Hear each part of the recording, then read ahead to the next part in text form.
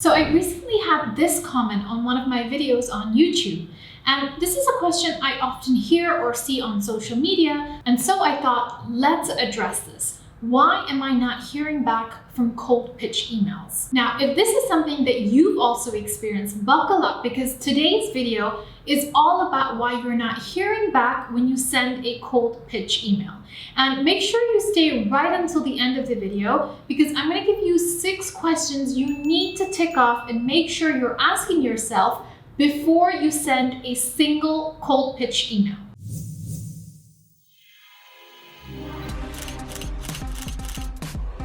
Hey there, and welcome back to my channel, the place for food photographers to learn how to take stunning images, elevate their food photography, and start making money. Now, everyone knows that cold pitching is one of the most common ways to find clients for food photography and to basically scale up your revenue and your business. But like anything, there's actually an art and a science to it. And if you're not hearing back from your cold pitches, the likelihood is that you're not doing something right. So let's dissect a few reasons why you're getting crickets after a cold pitch. Now, one of the first reasons why you don't hear back from cold pitches is that you email once and then nothing. You basically don't have a follow-up system. Now, I think it's easy to assume sometimes that sending out one email is more than enough. And that if you send any more than that, you're going to appear salesy or sleazy or even desperate for work. Well, the reality is if you don't have a robust follow-up system and you're only emailing once, the likelihood is you're not going to hear back from the client. And here's why. Number one, your email could end up in spam and a client probably hasn't even read it.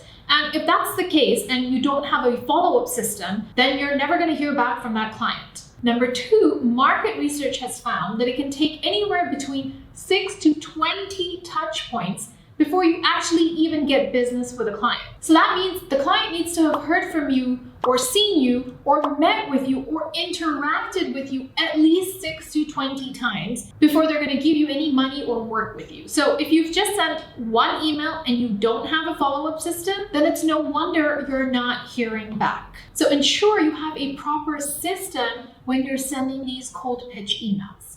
Now, number 3, how many times have you received an email yourself, either from a client or a friend or a relative, and you've actually forgotten to email back or send any response? If you're anything like me and you have a memory of a goldfish, you can also assume that your clients are the same. So perhaps they read your email and got called into a meeting, or they opened up Instagram and got busy scrolling, or they got your email and just then it was lunchtime and they went out of office thinking, oh yeah, I'm gonna reply back later. And then when they come back to their computer, you've been forgotten, your email's forgotten. So now I've just given you 3 good reasons why having that robust follow-up system is super important. Always remember that photography is a two-way relationship. So you're providing a service and value to this brand. So never think that following up means you're actually hassling the client.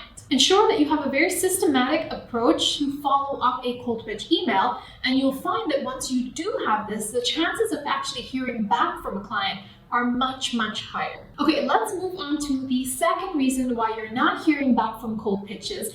And this one might sound harsh, but the reason is you're not good enough. Now, before you click out and say, how demotivating, how dare you say that? How do you know what my work looks like? Stay with me, let me explain what I mean. Now, I truly believe that every single food photographer or blogger, no matter where they are in terms of their skill levels and their creativity, deserve to be paid for their food photography. But when it comes to cold pitching, you need to make sure that the client that you're pitching to is actually in alignment with your current skill set and level of creativity. So let me break that down and give you an example. This is one of my images early on in my career when I was first starting out. And it's pretty average, nothing great. Now, at this stage, if I pitch my work to a client such as Waitrose magazine, who are producing images like what you see on the screen, the likelihood is I wouldn't have heard back. Now, does that mean I don't pitch to anyone if my images look like this? Of course not.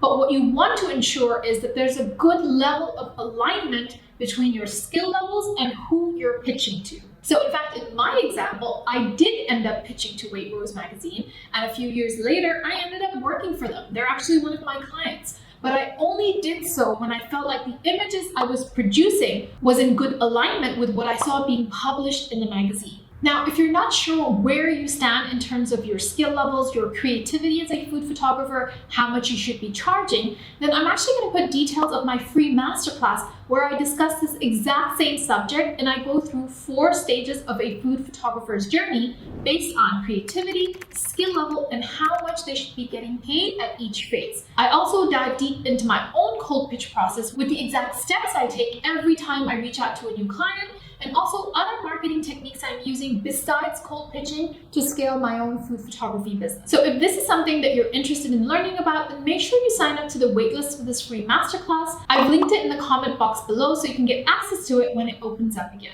So always make sure that the quality of your images is on par or better than the images that the prospective client is currently publishing, either on their website or on their social media. Now, onto the third reason why you're not hearing back from cold pitches, and that's emailing the wrong person. Now, oftentimes what most people do is they go to the company's website, probably go to the About section, and find a generic email from there. But that email is usually very generic, or it's like a support or a help email, which is generally being looked after by a customer service agent. So the likelihood of your email being answered is super low because that person's usually in charge of service or help questions or product questions.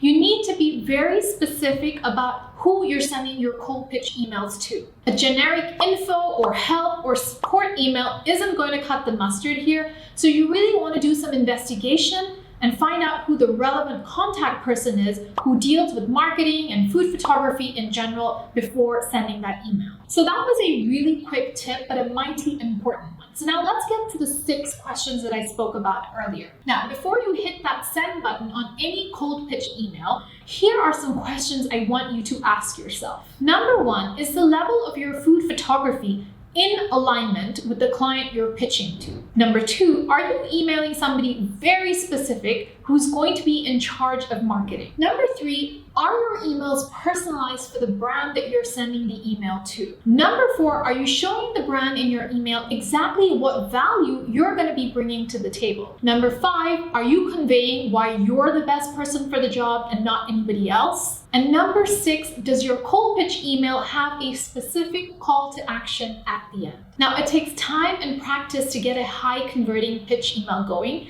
but once you do, you'll find that you'll be able to convert total strangers into customers like gangbusters. And really, this is one of the best techniques to help scale up your food photography business. So now I'd love for you to jump into the comments and tell me, have you cold pitched a client before? What's your experience been like? What's your biggest struggle when it comes to cold pitching or marketing in general? I read and reply every single comment, so make sure you're writing one below. Now, if you enjoyed today's video, then you're gonna love this video all about finding more food photography clients. And if you're struggling with cold pitching or even marketing, then this mindset video will completely change the game for you. So make sure you check out both of these videos as well. You can also find me on Instagram, where I'm always sharing tips, tricks, and tutorials on how to improve your food photography as well as your skills. So make sure you're following me on there as well. As usual, I'll be back next week, same time, same place, so see you then.